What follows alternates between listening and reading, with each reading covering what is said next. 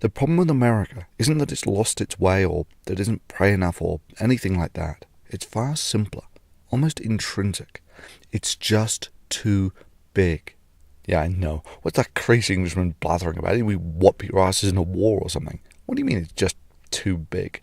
Well, just that. While America might not have physically grown, it's fiscally grown hugely, while its governments remained essentially the same size. The concept was summed up way back by President Eisenhower, the military man, as beware of the military-industrial complex. Now, when he said that, he wasn't talking about bombs or guns or anything, but a concept.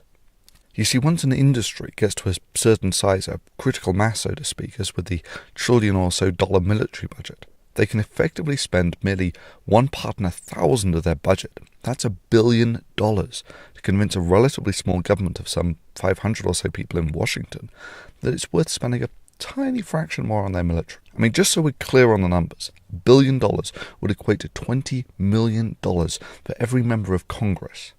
$20 million. Just to put that into perspective, for a fairly regular-sized politician like Rick Perry here, that's 3 times his weight in gold. I raise about $30 million, and if you're saying that I can be bought for $5,000, I'm offended. I'm offended for all the little girls and the parents that didn't have a choice. That's what I'm offended for. Oh, won't somebody please think of the children? I mean, think about that.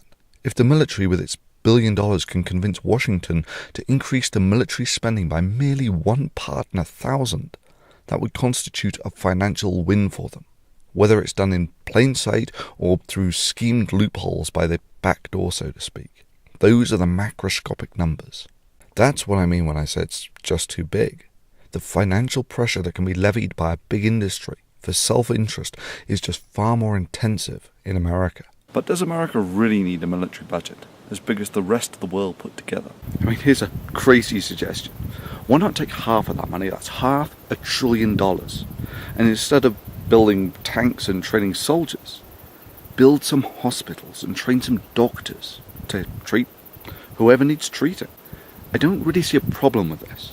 America has a military service that defends Americans, no questions asked. I don't really see why you can't have a medical service that heals Americans. No questions asked. Oh, and read my lips. Not a single cent in extra taxes. Now, don't think that I'm rubbishing the military here. Far from it.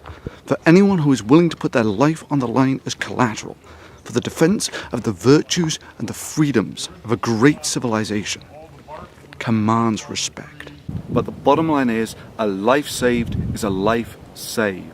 And that $500 billion invested in doctors and hospitals will save thousands more American lives. I mean, we're talking 9/11 style numbers of American lives saved per year over if that money were invested, as it currently is, in tanks and soldiers. But it'll do more than that. It'll transform the health of America, in that no longer will easily treatable issues, which if left unaddressed can cause long-term health problems, be left untreated in America. But it'll do more than that. You see, the last time I was in an emergency room in America, a very sick man, I sat too fatigued and too sick to do anything and watched the most disturbing sight of this mother frantically going from credit card to credit card, desperately trying to find enough money for her child's treatment. Now, I've been in many countries around the world, and I've never come across any country that is as callous about its citizens' health as America. So it's not just that it would save thousands of American lives. It's not just that it would increase the health of America. It would also buy back America's soul.